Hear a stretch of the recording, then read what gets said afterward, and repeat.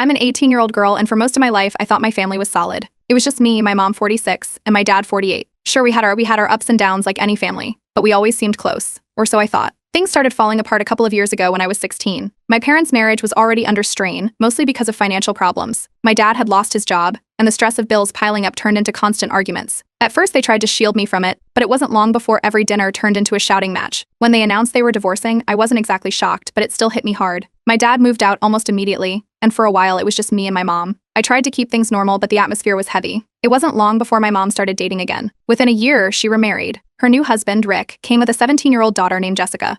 Jessica was the kind of person who lights up a room. She's bubbly, outgoing, and charming, basically everything I'm not. When they first moved in, I thought we might actually get along. I tried to bond with her, inviting her to hang out, but it felt like she was always a step ahead. She had this natural ability to draw people in, and before I knew it, my mom was completely enamored with her. At first, it was small things. My mom would rave about Jessica's accomplishments at dinner, and suddenly every family outing revolved around her. For my last birthday, my mom got me a cake and a sweater. When Jessica's birthday rolled around a couple of months later, they threw her a massive party and surprised her with a car. Not just any car, either, a shiny new one. I had never received anything close to that, not even when I graduated. I tried talking to my mom about how I was feeling, but she brushed it off. She said I was being ridiculous and that I needed to stop being jealous. That word, jealous, stuck with me. Was I jealous? I didn't think so. I just wanted to feel like I still mattered. Around this time, I started spending more weekends at my dad's place. I told him everything, and he was furious on my behalf. He reassured me that it wasn't all in my head and encouraged me to stand up for myself. But it wasn't easy. Rick had started influencing how things were run at home. He always talked about how blended families should work, but it was clear that his priority was Jessica. It felt like I was the odd one out in my own house. Family holidays became unbearable.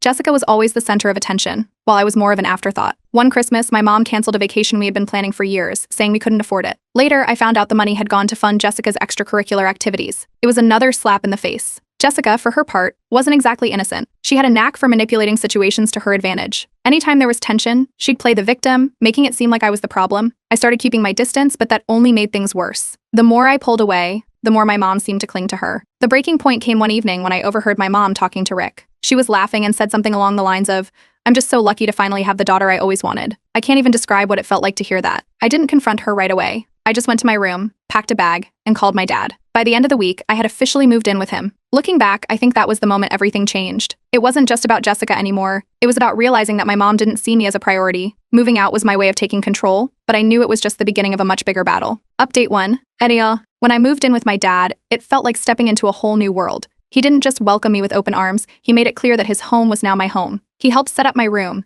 even finding some old photos of us to hang on the walls. It was comforting, but there was no time to really settle in. The fallout from my decision hit fast. My mom's reaction came almost immediately. She called me non-stop, leaving voicemails accusing me of being ungrateful. She kept saying things like, "After everything I've done for you, this is how you repay me." She wasn't interested in understanding why I left. She was focused on making me feel guilty for doing it. Jessica wasted no time making her feelings known either. Within days of me moving out, she started posting little digs on social media. One of her posts was a picture of her sitting in the car my mom had bought her with the caption, "Guess I'm the only daughter now." Another was a group photo from a family dinner I wasn't invited to, captioned, "Family first." It didn't take long for mutual friends to notice, and soon the rumors started flying at school. The split wasn't just at home. Extended family members began taking sides too. Some of them reached out to me, saying they understood why I left and even admitted they'd noticed how my mom was treating Jessica differently. Others, though, sided with my mom, claiming I was being dramatic and that I should go back home to fix things. It felt like the entire family was being dragged into the mess. As if all that wasn't enough, my dad told me he was reopening the divorce proceedings. Apparently, there were financial disputes that hadn't been fully resolved, and my mom's recent spending, especially on Jessica, was raising red flags. My dad wanted to make sure I'd be taken care of, so he decided to fight for some of the assets my mom had claimed. Meanwhile, my mom made one attempt after another to get me to come back. She sent me long messages about how much she missed me, and how she missed me, and how she wanted things to go back to the way they were. But she never addressed the real issues. It was always about how I was hurting her feelings, not about the favoritism or the way she'd prioritized Jessica over me. My dad suggested I try therapy to process everything. And honestly, it was a good idea. Talking to someone neutral helped me untangle a lot of what I was feeling, but it also gave me the confidence to start standing up for myself. I stopped answering my mom's guilt-tripping messages, and when she brought up Jessica, I shut the conversation down. Jessica wasn't giving up her games, though. At school, she started spreading stories about how I'd abandoned our blended family because I couldn't handle sharing attention. Mutual friends were getting caught in the middle, and it felt like every hallway I walked down was filled with whispers. But by then, I was starting to realize that her manipulation only worked if I let it, so I stopped engaging, which seemed to frustrate her even more. The legal proceedings brought another layer of drama. My dad's lawyer wanted my perspective on what had been happening at home. I didn't hold back. I talked about the canceled vacation, the car, and even the overheard conversation where my mom had called Jessica the daughter she'd always wanted. It wasn't easy, but it felt necessary. During all this, my mom's obsession with Jessica became even more obvious. She started posting pictures online with captions like, "So proud of my beautiful girl," and couldn't ask for a better daughter. She never mentioned me, not once. It hurt, but it also validated my decision to leave. She wasn't just favoring Jessica, she was erasing me. My dad was my rock through all of it. He kept reminding me that I deserved better and that none of this was my fault. He also encouraged me to set boundaries with my mom, which turned out to be one of the best pieces of advice I've ever gotten. The breaking point came when my mom confronted me in public. She showed up outside my school demanding to talk. She was loud enough to draw a crowd, and I could feel everyone's eyes on us. She kept asking why I was doing this to her, but I didn't take the bait. I calmly told her that I'd be happy to talk when she could respect my boundaries and left it at that. Walking away wasn't easy, but it was the right thing to do. After that, I stopped engaging with her entirely. I told her I wouldn't respond to any messages unless they were respectful. It was a tough stance to take, but it was the only way to protect my peace. My dad supported me every step of the way, and for the first time in a long time, I felt like I was starting to regain control of my life. Update 2. Not long after I set boundaries with my mom, she stopped reaching out altogether. At first, I thought it was her way of giving me space, but it quickly became clear that she was ignoring me on purpose. She didn't even respond to my polite messages about logistics, like picking up the rest of my things from the house. It was a total shutdown, as if I'd been erased from her life. Her husband, Rick, wasn't as quiet. He sent me an email that was dripping with passive aggression. He wrote about how my decision to leave had torn the family apart and how I needed to grow up and understand the sacrifices my mom had made for me. The entire email was one big guilt trip. My dad read it before I did and advised me not to reply, so I didn't. Meanwhile, Jessica was having a field day. She doubled down on the rumors at school, telling anyone who'd listen that I had left because I couldn't handle sharing attention. Some people believed her, but most didn't. My closest friends stuck by me, and a few even started calling her out for her behavior. That didn't stop her, though. She seemed to enjoy the drama and the attention it brought her. While all of this was happening, my dad's legal team was digging deeper into my mom and Rick's finances. They discovered some pretty shady stuff, like how my mom had used marital assets to cover Jessica's car payments and fund Rick's failing business.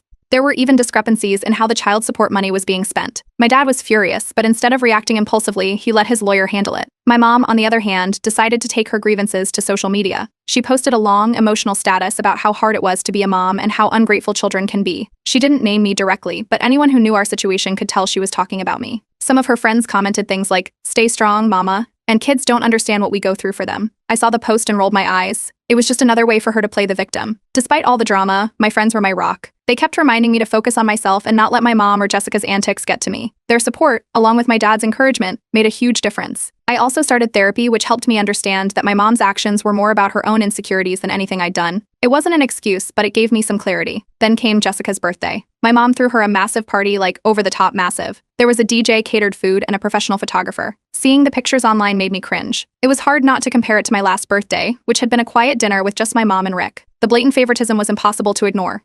During one of our late-night talks, my dad opened up about his marriage to my mom. He told me about how she'd always needed validation and how her insecurities often led her to overcompensate in ways that hurt the people around her. Hearing his perspective didn't excuse what she'd done, but it helped me understand her a little better.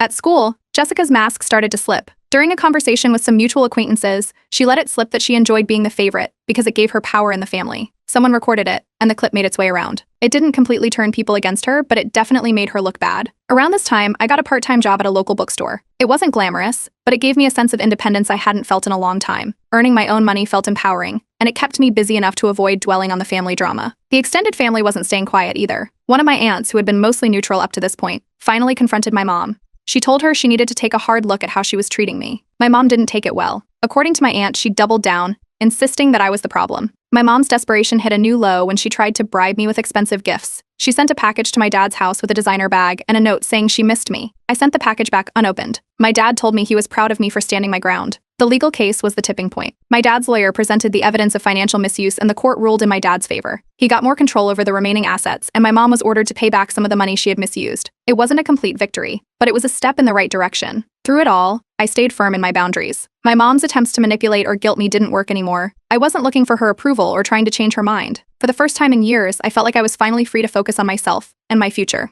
Update 3. The legal battle finally wrapped up and my dad came out on top. The court sided with him, granting him more financial security and partial custody rights over the remaining shared assets. It was a huge relief for both of us. The ruling exposed how my mom had misused funds to pay for Jessica's car, extracurricular, and even Rick's mounting debts. The details weren't pretty, but they were necessary to prove my dad's case. My mom, of course, didn't take it well. She lashed out, accusing me of helping my dad to humiliate her. She sent a long, angry email, claiming I had destroyed her reputation and torn apart the family. There wasn't much I could say to that. It felt like she was more upset about being caught than about the impact of her actions. The court documents also made it clear how much of her spending had been directed toward Jessica. Seeing it laid out in black and white made me feel a mix of vindication and sadness. It wasn't just about the car or the party, it was about years of choices that showed where her priorities truly lay. Some of my extended family members couldn't ignore it anymore, but others still insisted I was the one in the wrong. The split within the family became more obvious, with aunts and cousins picking sides. Jessica's popularity took a hit too. Friends and even some family members started seeing through her manipulative behavior. The video clip of her bragging about being the favorite was still circulating, and the court revelations only added fuel to the fire. People who once saw her as charming were now keeping their distance. She didn't handle it well and it started to show. One of my aunts, who had stayed neutral during most of the drama, reached out to me. She shared her own stories about my mom's favoritism and how it had affected their relationship growing up. Hearing her perspective made me realize that this wasn't just about me. My mom's patterns had been hurting people long before Jessica and I were in the picture. With my dad's constant encouragement and the support of my friends, I started to rebuild. My network felt stronger than ever. I leaned on my friends when things got tough, and they were always there to remind me that I was making the right choices for myself. I also kept busy with work at the bookstore and picked up some new hobbies, like painting. Therapy helped too. Slowly but surely, I began to let go of the guilt I'd been carrying since I left my mom's house. Things weren't quiet on her end, though. She sent me an email with an ultimatum: apologize and move back home, or she'd write me out of her life. It was her final play to regain control, but it backfired. I didn't respond, choosing instead to focus on maintaining my boundaries.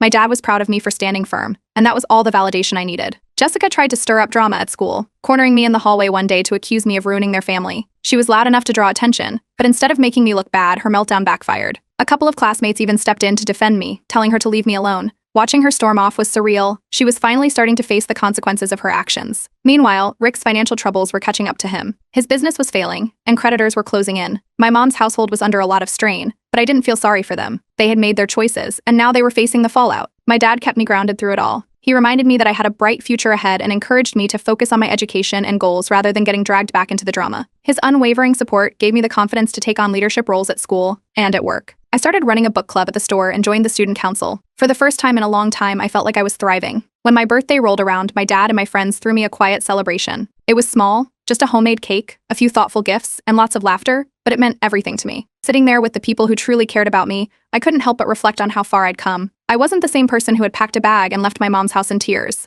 I was stronger, more independent, and finally at peace with my decision. The road ahead still felt uncertain, but for the first time, I wasn't afraid. I knew I had the support I needed to keep moving forward, and that was enough. Update 4. A few weeks after my birthday, I got an unexpected email from my mom. She invited me to a family dinner, saying she wanted to make amends. The wording was vague, but the invitation caught me off guard. My dad was immediately skeptical. He warned me to be careful, suspecting there might be ulterior motives behind her sudden change of heart. I agreed, but I figured I should go, if nothing else, to see if she was serious about repairing things. The dinner was at their house, the same one I had left months earlier. Walking in, it felt strange to see how little had changed. Jessica was already there, perched at the table with a smug smile like she was waiting for the show to begin. Rick greeted me stiffly, and my mom seemed overly cheerful, almost forced. The tension was palpable from the start. We sat down, and the conversation quickly took a turn. My mom started talking about how much she missed having me around and how hard it had been for her since I moved out. Rick chimed in with a speech about the importance of family and how I needed to let go of the past for the sake of everyone's happiness. It was clear they were trying to guilt-trip me, and Jessica was sitting there soaking it all in. When the conversation shifted to Jessica, my mom couldn't stop praising her. She talked about Jessica's school achievements, her upcoming plans, and even hinted that they were considering another special surprise for her. It felt like a replay of everything that had driven me away in the first place. I decided to cut through the noise and calmly laid out my boundaries. I told them I wasn't there to argue, but I wouldn't tolerate manipulation or favoritism anymore. My mom looked taken aback, and Jessica's smug expression faded.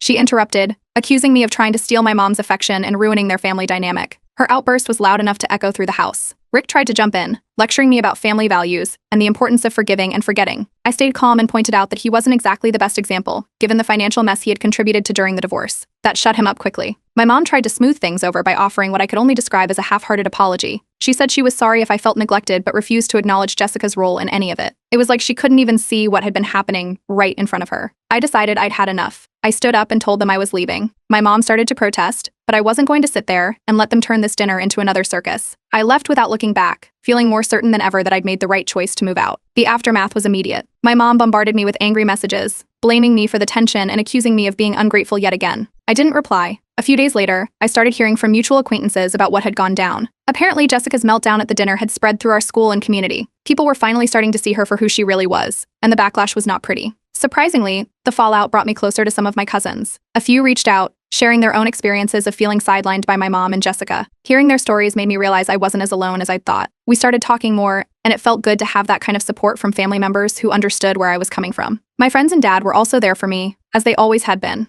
They reminded me how proud they were of me for standing up for myself, even when it wasn't easy. Their encouragement helped me shake off the negativity and refocus on the things that truly mattered. My mom's next move was to scrub me from her social media. She removed every picture, every mention of me like I didn't exist. It stung, but it also made it clear that she wasn't ready to change. She was still clinging to her version of events, where I was the villain and Jessica was the golden child. My dad, on the other hand, made a point to remind me how far I'd come. He told me how proud he was of my growth and resilience, and how he knew I had a bright future ahead of me. His words stuck with me, giving me the strength to keep moving forward. That dinner marked a turning point for me. I realized I didn't need my mom's approval to feel whole. I had my dad, my friends, and now a few cousins who had my back. For the first time in a long time, I felt truly independent. I wasn't just surviving, I was thriving. And I knew that no matter what came next, I'd be ready. Update 5. After the chaotic dinner, my mom went completely silent. No calls, no emails, nothing. It was almost eerie. For the first time in months, there wasn't a single message blaming me for something or trying to guilt me into coming back. It felt like she had given up, but the calm was unsettling. Jessica's life wasn't going much better. Her manipulative nature had finally caught up with her. Friends at school stopped talking to her, and even some of her biggest supporters among the extended family distanced themselves. The stories about her behavior at the dinner had spread, and her reputation was in shambles. For someone who thrived on attention, the isolation must have been unbearable, but I wasn't going to let her drag me back into her drama.